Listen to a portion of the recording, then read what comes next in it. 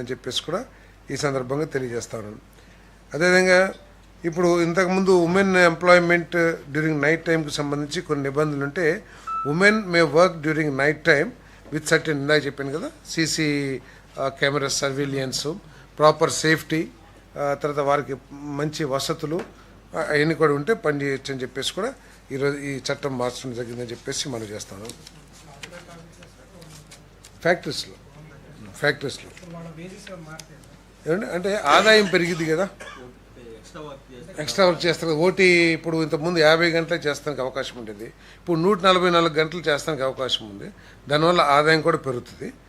అదేవిధంగా ఇది నిబంధనల మూలంగా ఏంటంటే ఉమెన్ వ్యవస్థీకృత రంగంలో కూడా అంటే ఫార్మల్ సెక్టర్స్, ఇంతకుముందు చిన్న కుటీర పరిశ్రమలు అయితే చిన్న పరిశ్రమలు పనిచేసేవాళ్ళు, ఇప్పుడు ఎస్టాబ్లిష్డ్ ఫ్యాక్టరీస్ కానివ్వండి లేకపోతే కార్పొరేట్ సెక్టర్స్లో కూడా పనిచేయడానికి వాళ్ళకి అవకాశం లభిస్తుందని చెప్పేసి మనం చేస్తాం. Empowers women economically and promotes gender inclusion in industrial growth, అంటే పారిశ్రామిక అభివృద్ధిలో లింగ వివక్ష లేకోకుండా అందరికి కూడా అవకాశం కల్పించే విధంగా, తర్వాత ఉమెన్ సాధికారత కూడా లభిస్తుందని చెప్పేసి దీని ఉద్దేశం అని చెప్పేసి తెలియజేస్తాను.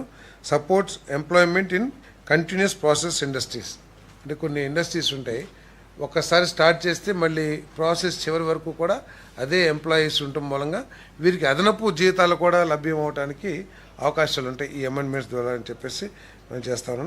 అదేవిధంగా గ్లోబల్ ప్రాక్టీసెస్ ఏదైతే ఉన్నాయో అవన్నీ కూడా ఇక్కడ కూడా అమలు చేయడానికి ఈ చట్ట అమెండ్మెంట్స్ పనిచేస్తామని చెప్పేసి తెలియజేస్తాం.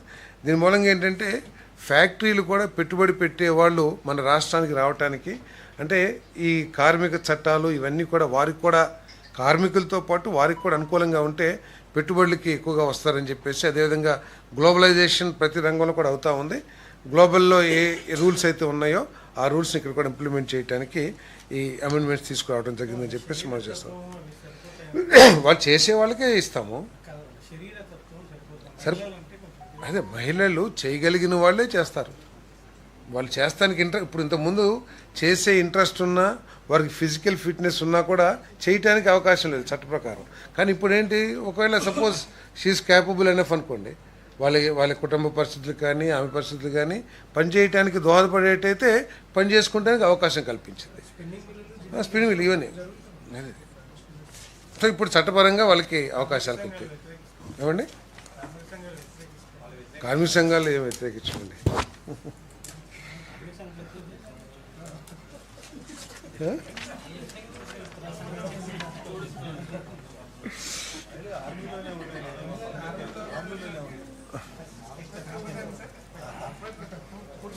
అంటే ఇప్పుడు ఇక్కడ కూర్చుంటే ఇద్దరే కనబడుతున్నారు. ఇప్పుడు దీని మూలంగా ఏంటంటే కొద్దిగా ఎక్కువ మహిళలు కూడా ఈ రంగంలోకి వస్తానికి, పత్రికా రంగంలో కూడా వచ్చే అవకాశం కూడా ఉండొచ్చు. విశాఖపట్నంలోని హరిత హోటల్ యాత్రి నివాస్ ఆధునీకరణ చేపట్టిన పనులకు ఇప్పటికీ సవరించి అమలుపరిచిన పరిపాలన అనుమతులు ధృవీకరించేందుకు యూత్ డెవలప్మెంట్, టూరిజం మరియు సాంస్కృతిక శాఖ చేసిన ప్రతిపాదనకు రాష్ట్ర మంత్రిమండలి ఆమోదం తెలిపింది. మన విశాఖపట్నంలో యాత్రి నివాస్ ఉంది.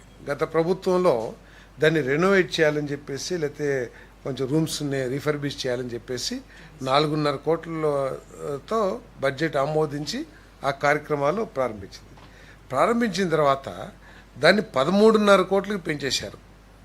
అవసరం ఉంటే పెంచితే తప్పులేదు, కానీ దానికి ఎటువంటి అనుమతులు, బోర్డు అనుమతి కానివ్వండి లేదా ప్రభుత్వ అనుమతి కానివ్వండి ఏది లేకోకుండా నోటి మాటనే ఉత్తర్వులకు తీసుకుని 13.5 కోట్లు ఖర్చు పెట్టి దాన్ని రెనోవేషన్ చేసేసారు.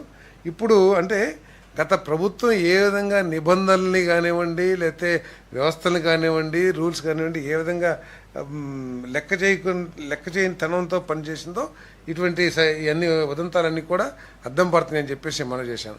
ఇప్పుడు దాన్ని ఈ ప్రభుత్వం రాటిఫై చేయాల్సింది. ఖర్చు పెట్టింది వాళ్ళు, నిబంధనలు అతిక్రమించింది ఆ ప్రభుత్వం, నిబంధనలు అసలు తొంగలో తొక్కింది ఆ ప్రభుత్వం.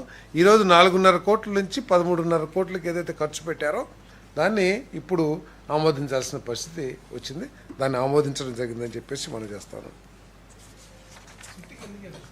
ఇదని ఎంక్వైరీ చేశారు.